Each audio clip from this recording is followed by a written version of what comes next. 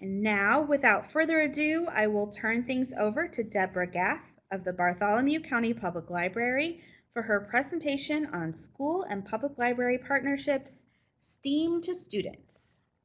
Deb? Hi, thank you very much. Deb Gaff speaking, and I am with the Bartholomew County Public Library.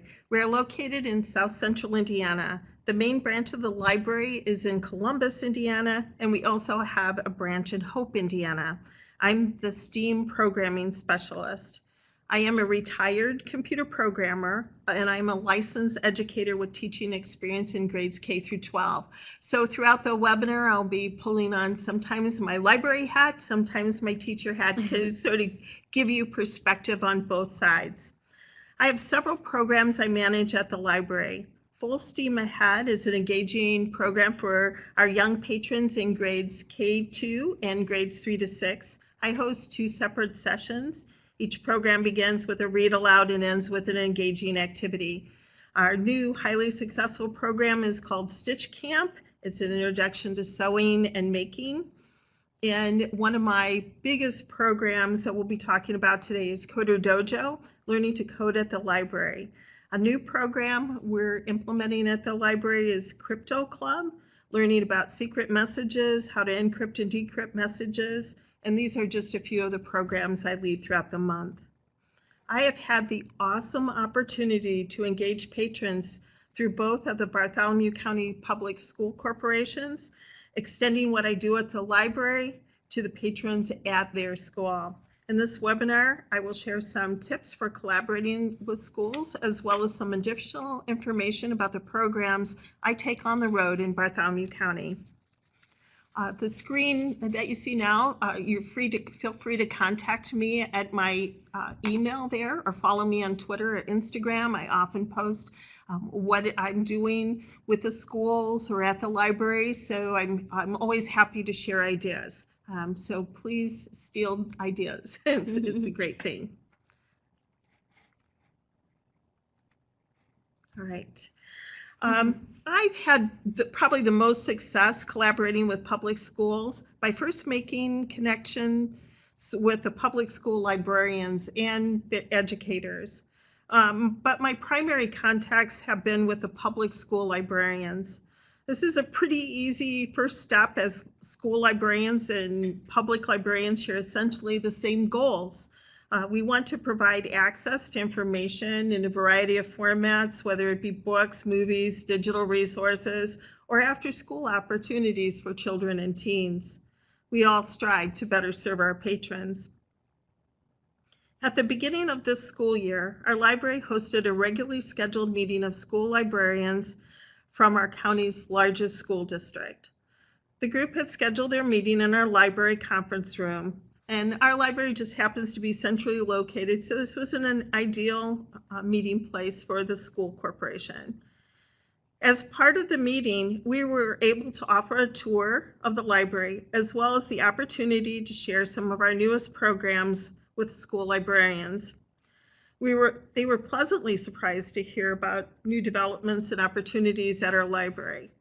Here's my first tip. Always have an elevator speech ready. So this was an opportunity. They were going around touring the library. I happened to be present, and they said, "Hey, Deb, what's new in your world?"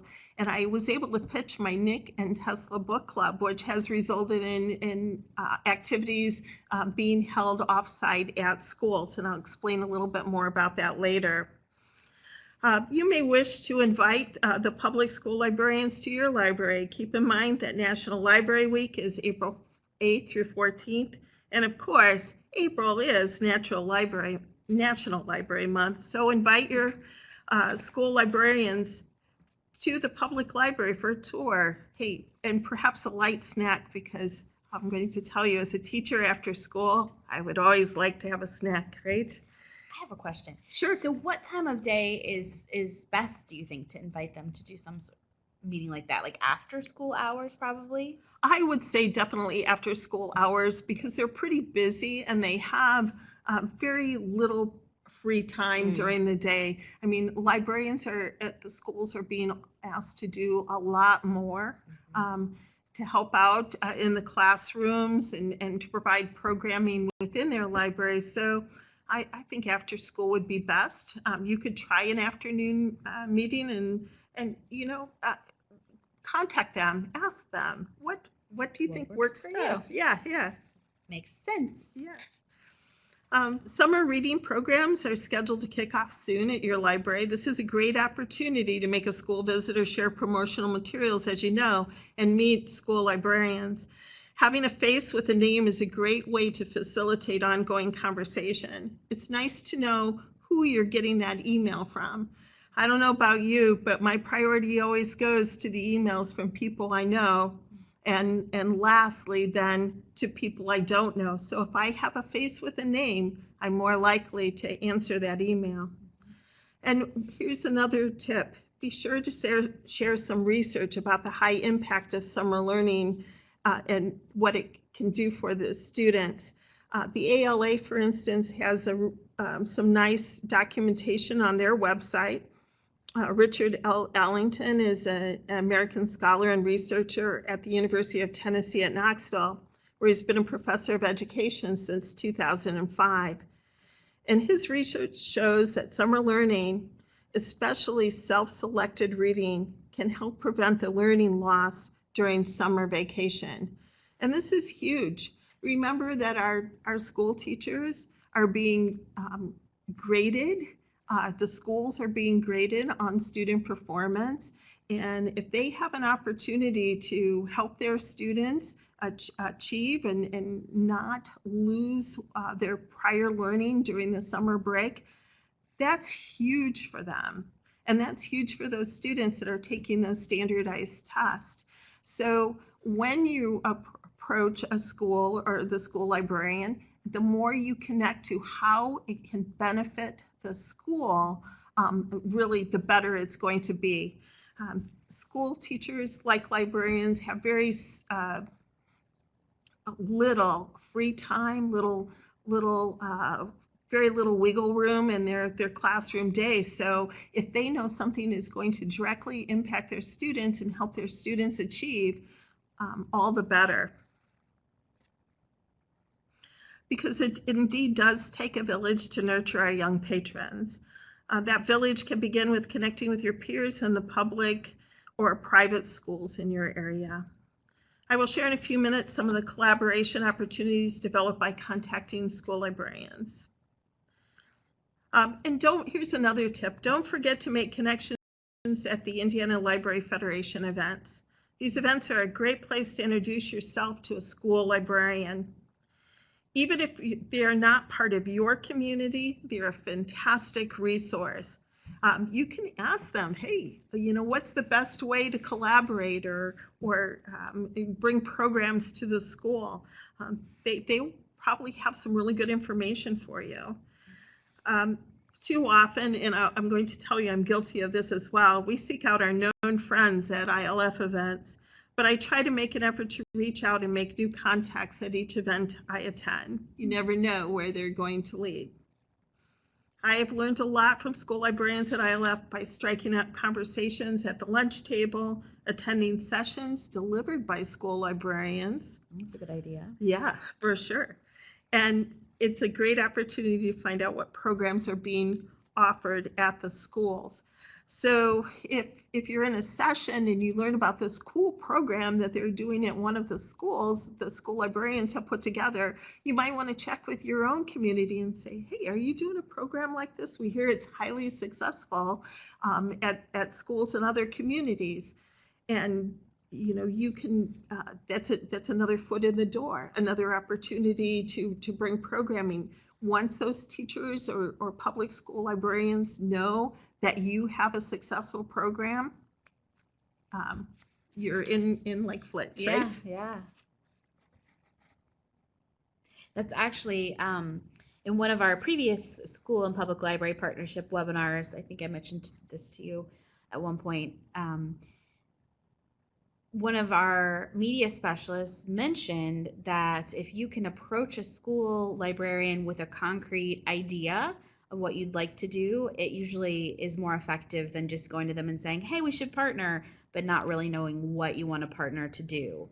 So, obviously you might have to still work with them to collaborate on an idea, but approaching them with an idea already is great. Yeah, I think that's really key. And then when you're presenting that idea, make sure you emphasize how this can benefit the school, how this benefits the children in the school, the teachers in the school.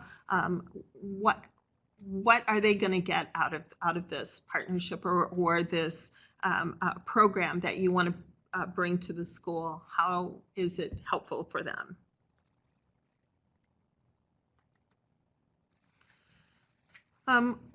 One of the things that is good to think about is what is your niche? What do you do best? And take time and call and introduce yourself. And my personal favorite, though, is I like to make connections in person, especially at conferences.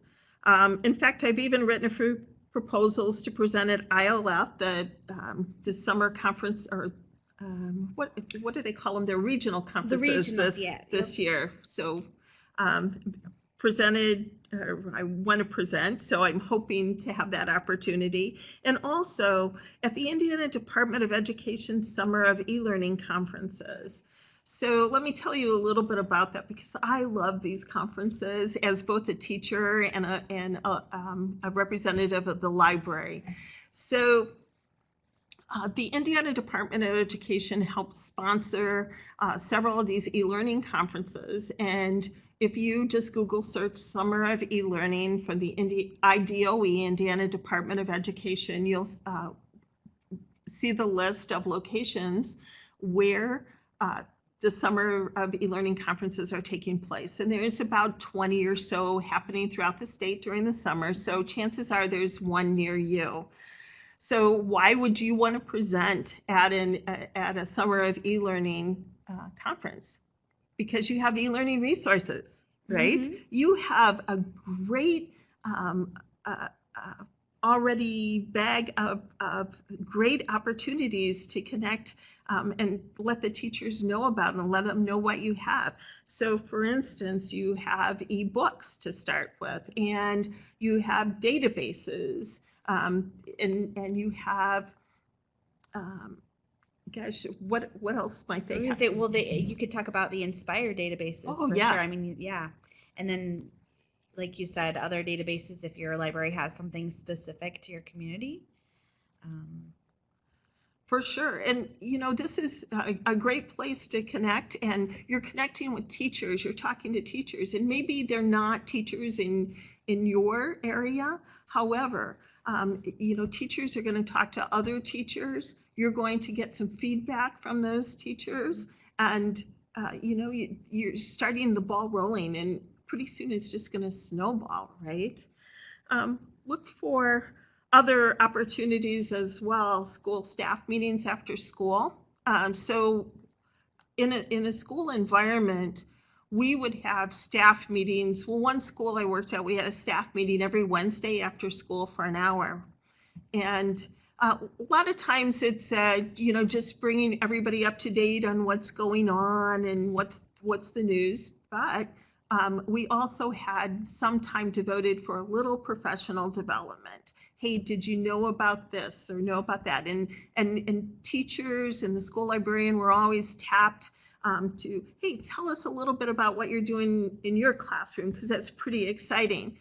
But that would also be a great time for the library to come in and let us know what kind of resources you have, how you can help us. Students have a research paper to do, we can help you with that. Looking for ebooks, we can help you with that. We have digital e-learning cards or e-library cards that let students access our electronic materials. Share that with the schools, and how you would get into a school staff meeting is you probably want to contact directly the administrator of the school, so the principal or assistant principal. But be sure to let them know, hey, here are the things that we can talk about. Here are the resources that we have at the library that we'd be happy to share, and how this would benefit the teachers at the school. Also, do you have a great STEM or STEAM activity that's just, oh my gosh, every time you do it, it's like it's a home run? That's a great thing to create a flyer. Here's this great program, and I'm just going to pick something. Let's say we're going to talk about bubbles, and we have a good book to read for primary students about bubbles, and then we have a great opportunity to do a little hands-on activity. And why might schools be interested in that? Well, a lot of times they're looking for opportunities to reward students. I finished all my AR points for the school year. I have had perfect attendance, so they reward those students. Field days at the end of school, you might have stations in that the children get out to go out and experience. So why not have a station from the library?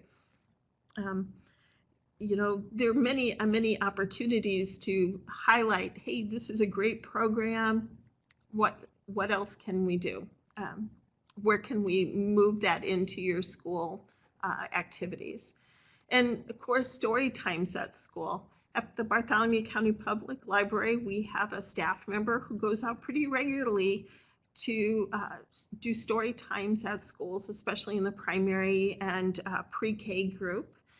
And it just started with making a contact with a single teacher, getting into that classroom with a single teacher. The teacher's, oh my gosh, I had this great experience with this librarian, came in and did some, read a story, maybe did a little activity with the students. And then that word spreads, and teachers say, well, how do I get that person into my library as well? The other things to think about is, how can I connect the activities that I currently do or my special activities to the Indiana state standards? And Indiana state standards are just not for only for teachers.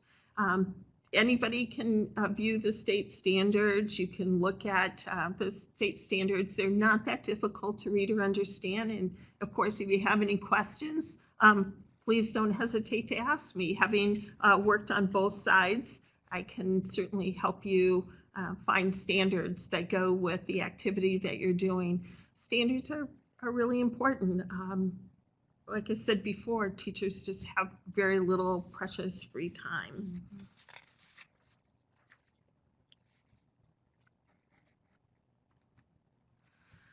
So I'm going to put on my teacher hat, and I'm going to talk to you about some of the experiences that I had as a teacher with librarians coming into the school, and what I really liked about them. So when I was a teacher at the Greensburg Junior High School, we had a teen librarian from the Greensburg Public Library who'd visit our school during each of the lunches. She did this about once a month. And how this works, students would get passes from the school librarian to bring their lunch to the library and eat while listening to the visiting public librarian. And this was awesome because she did such a wonderful job. So she would do book talks. So she might bring in a collection of books, maybe a dozen or so books. The kids have a short amount of time. And the kids, by the way, love getting out of the lunchroom because sometimes it's very noisy or it's very crowded. So those kids that are going to like the book talks are going to, or like the library, or they're going to jump at the chance to be part of this group. So her books might be on a particular topic, or they might be new books or a particular genre. She might talk about young Hoosiers. And if you're dealing with older school children, you might want to talk about the Rosies as well. But when she was talking, she'd do the short talk, maybe 15 minutes or so after she explained all her books. And then she'd engage the students, which I thought was really awesome. So she'd ask them, have any of you read any of these books? Would you like to give me some feedback on books that you've read? Have you read similar books?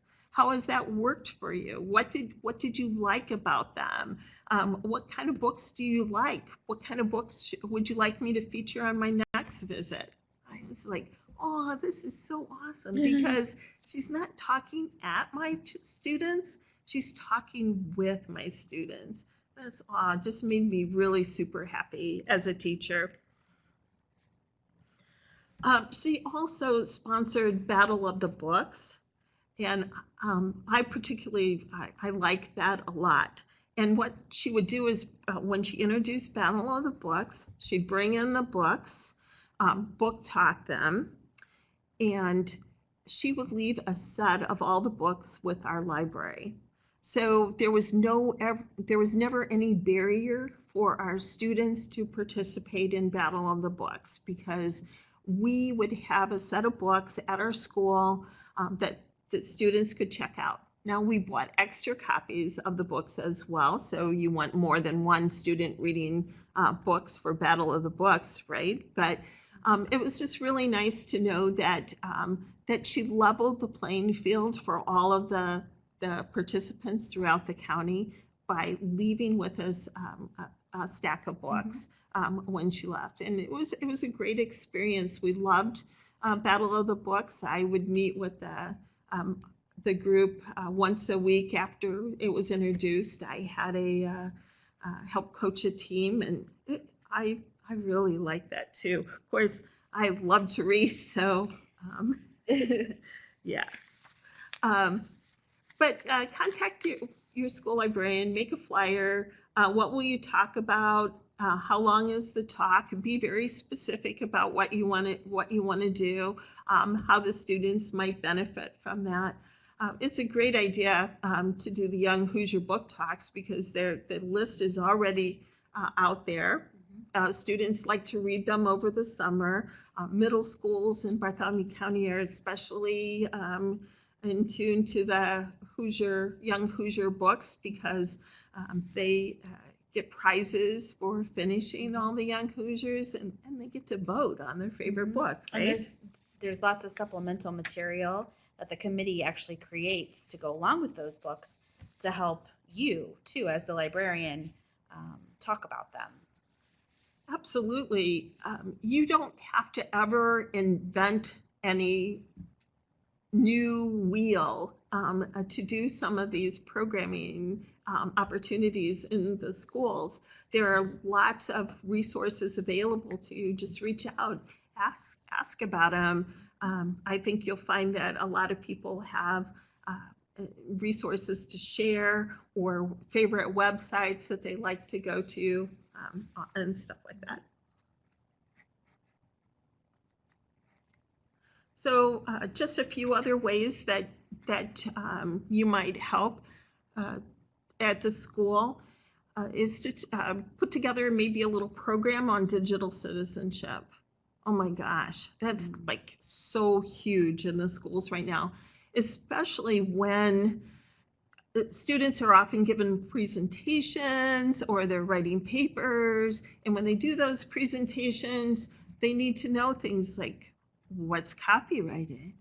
What do I have to do if I want to use this picture? Well, it's on the internet, must be free, right? How do I give credit to where credit is due? And they always like music in their videos that they create, or PowerPoints.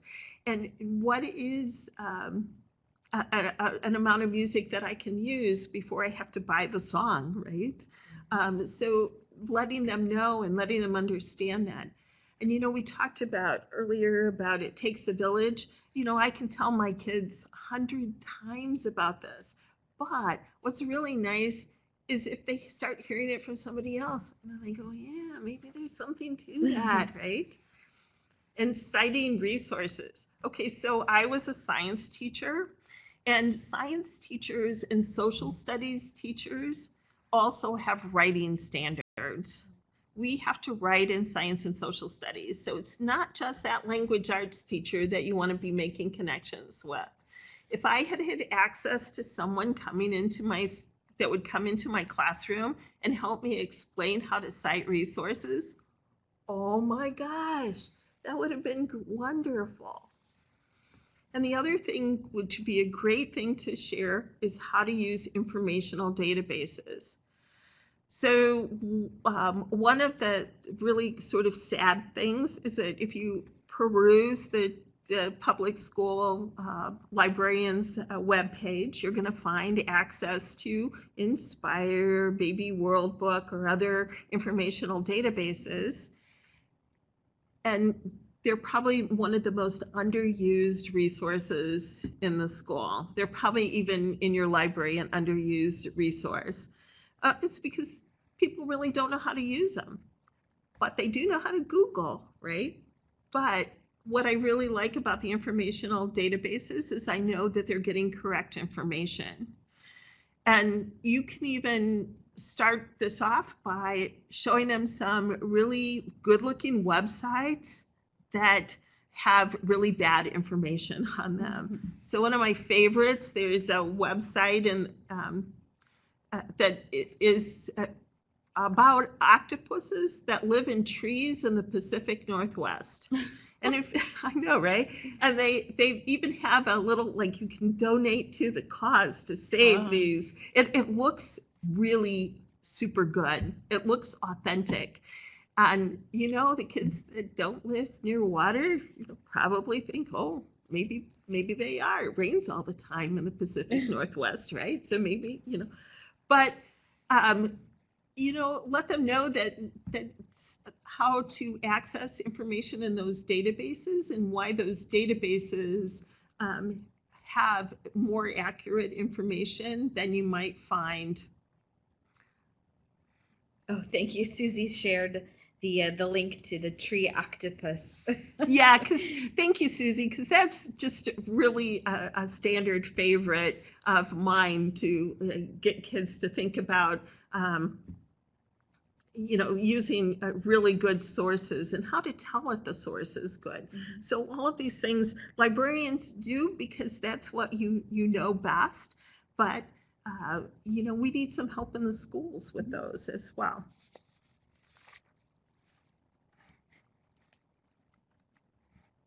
Okay, I'm going to talk about some of my programs that I actually do in the schools at this time. So I do Coder Dojo. And what a Coder Dojo is, it's an opportunity for young people to come in and learn about computer programming. A Coder Dojo, so dojo by definition is a place where people come together to learn. And the participants in my Coder Dojo are called ninjas. Mm-hmm. And they're not fighting ninjas, but think of a ninja as a person who strives to be the very best that they can at something and will persevere and work hard to learn more about it. I started these programs at the Bartholomew County Public Library, and we meet most Wednesdays after school.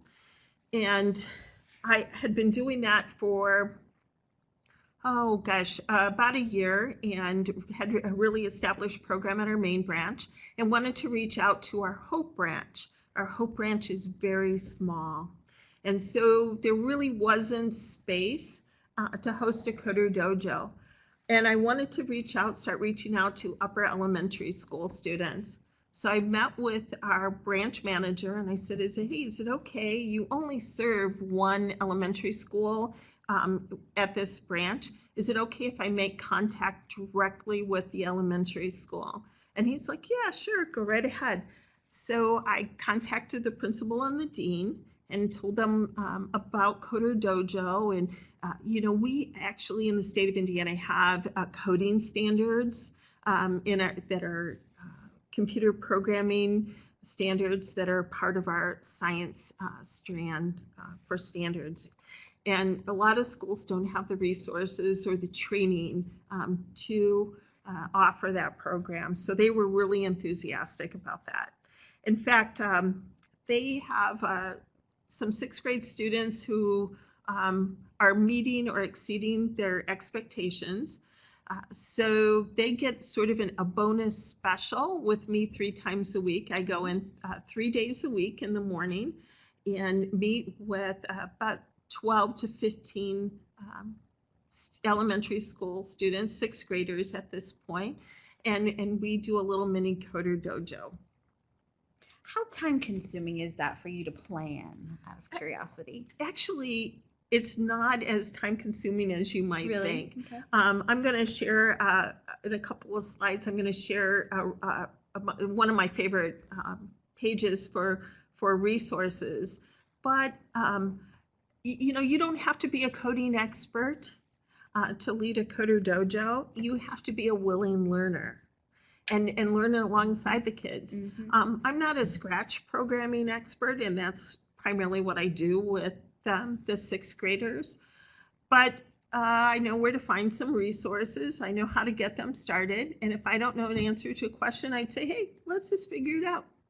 Yeah, that's a really good point. And that is the direction that STEM programming should really go, is being a co-learner with the kids and taking some of the pressure off. Librarians, we feel like we have to be experts in everything. And we're probably, most of the time, with you as an exception, most of the time we're not technology or STEAM experts. But if we're learning with the kids and we're figuring out with them and letting them take the lead on stuff, that can take some of the pressure off of us. Absolutely. Sometimes even if I do know the answers, I'll say, oh, go check that out. Oh, look at what she's doing on her screen because she's already got this figured out. And, that develops some of those 21st century skills that employers tell us are like super important. Mm-hmm. So collaboration, teamwork, and modeling that for kids is just a super great thing. So if you were at the ILF conference this past fall, you probably at least saw in the program that there was going to be a presentation about Coder Dojo Indiana, and this was done by Courtney Lambert. And if you just Google search TechPoint Youth or Coder Dojo, it'll take you to a page about Coder Dojo, and at the bottom of the page is Courtney Lambert's contact information. So Courtney is like the most enthusiastic person about running these little Coder Dojos. And she would like to see Indiana become one of the leading states in the number of Coder Dojos that we have available for our students. So during this presentation, several school librarians contacted Courtney and said, can you tell me more? Can you put me in contact with somebody who does Coder Dojos? So Courtney shared several of those names with me, and one of them happened to be a middle school librarian in my own community. So I contacted her, and how she got interested in Coder Dojo, this is sort of a fun little fact. I host these on Wednesdays after school, and there are 2 middle schools in Columbus, Indiana. One, the students can walk to the library. The other is on the opposite side of town. And there was a young man that was coming from that other middle school, and he was the only one from his middle school that was attending my dojos. And he said to me one day, hey, you know what? Can you come to our school sometime and do this? I'm like, well, talk to your librarian and see if we can have a place to hold it.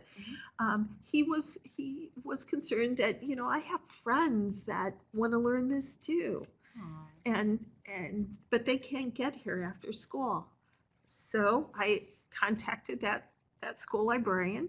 I invited her to a Coder Dojo because I think the best way to learn about them is to be part of one, see what's going on. She sat down just like a ninja and did the activities that I was doing with the kids, and it was great. She was very enthusiastic. So I go over there 2 days a week on Tuesdays and Thursdays. Today being an exception. I'm here with you to help host a Coder Dojo during their lunch.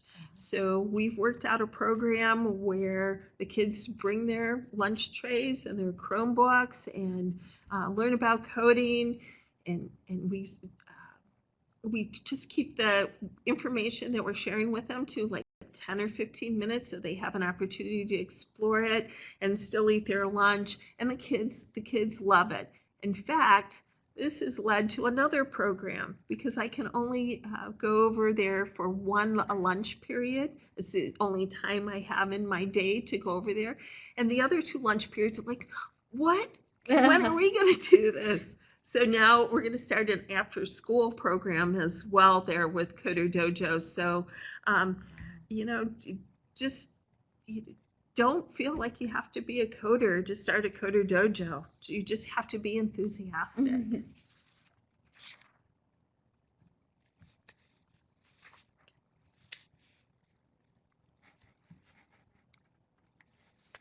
This is the website that I had mentioned. It's at codeclub.org in the UK.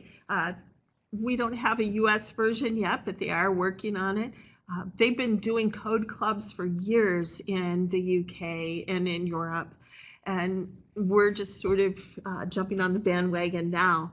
But if you look at all the resources they have available for you, what I really, really like about this website is, and I'll print out copies of the projects for students. I might spend 5 or 10 minutes of the Coder Dojo giving them some general instruction. Maybe I'll show them, hey, in Scratch, did you know you can move sprites around the screen with the arrow key? Something like that related to one of the projects that I'm going to share with them. But the projects are written in such a way that it not only shows the kiddos what to do, but also explains to them why they're doing it. So they code a few lines and then they test it, and code a few lines and then they test it. It's really very nicely done because that's exactly what we do in the real world. As a former computer programmer, I did not write hundreds of lines of code and hope that they worked, right? I wrote a few lines and then tested it. And I collaborated with my friends and I showed my friends what I had created. And I don't set any expectations that they will do one of my projects. So they might be inspired by the project and then try something on their own. Just a tip when you go into schools, if you have an idea to do a Coder Dojo at the schools, just check with the IT department or check with the librarian or whoever you're making contact with, and make sure that the students can access the websites that you intend to use. We found out one of the schools does not let the students go to the Scratch website. Whoa, what? Interesting. It's computer programming, but there are sample games that other people had invented, and they're afraid that the kids will spend too much time playing games. I like to look at it this way, though. Hey, I'm being inspired by what somebody else has done. Yeah. And you can remix them and you can change them and make them your own. So, you just always check before you go, especially if you plan on using the computers. When I go to the elementary school, the students use a computer lab. And when I go to the middle school, the students have one-to-one Chromebooks, so they use their own devices. I just make sure they can access what I'm showing them. Okay, I'll go quicker. Okay, remember when I told you I had that elevator speech already? So when those librarians came to tour, or the public school librarians came to tour our library, hey, I talked to them about the Nick and Tesla book club. Way we've organized this at the Bartholomew County Public Library is when students check out a book, they get a little kit, one of the gadgets that Nick and Tesla invent. So for instance, Nick and Tesla like to invent things to solve problems, and they suspect that this person has stolen a comic book and they're trying to get him out of the office, so they build a little bristle bot and they let it loose, and the guy is like, oh my gosh, runs out of the office, and they're able to search for the comic book. So I had my little elevator speech ready, and I talked to the librarians about the program. The next day, I got a contact from a local elementary school and said, "Hey, we do passion projects on Friday, and we'd like to bring kids over to the library to be part of this Nick and Tesla book club." So I meet with 8 to 10 students every 9 weeks for about 6 weeks of that 9 weeks and talk about Nick and Tesla book. And we also make one of the gadgets that's featured in the book each time. So just having that elevator speech ready and being ready to go is awesome. Another program, I happened to be walking through that elementary school with some Osobots, the one where I'm doing the Coder Dojo. And the 3rd grade teacher stopped me and said, "Whoa, can you tell me about those? Because I've been thinking about buying them." And I said, I'm great. And then I happened to think, well, how can I develop a program that she might be able to use these in her classroom? And I found a book, If You Were a Polygon, and read it. That was a read aloud for the kiddos to get them started using the Osobots. Nonfiction read. It actually covers 3 standards for 3rd grade reading. So learning new vocabulary and applying the use of the new vocabulary. We observe the Osobots, and you see here in the top right-hand corner of the screen, we find out what kind of tricks they can do. These are Osobot Evos. And then we learned that, robots are everywhere. They mow our lawn, they vacuum our carpet. And I show them a little video clip of how they're used in a factory to take products from one place in the factory to another. So we're going to train our Osobots to do the same. And they had some little challenges like the one you see on the bottom right. So they're learning about perimeter. And then we did some area, and they're using rulers, which is great because measurement skills are really one of the lowest scoring areas in schools. I had these 3rd graders for 90 minutes, and they were not off task, not even 1 minute of that. Then I also introduced them to coding. This was really amazing because I wasn't sure that they were going to have the manual dexterity skills to create these fine lines and to make the codes. They need to be exactly the way you see them on this color chart.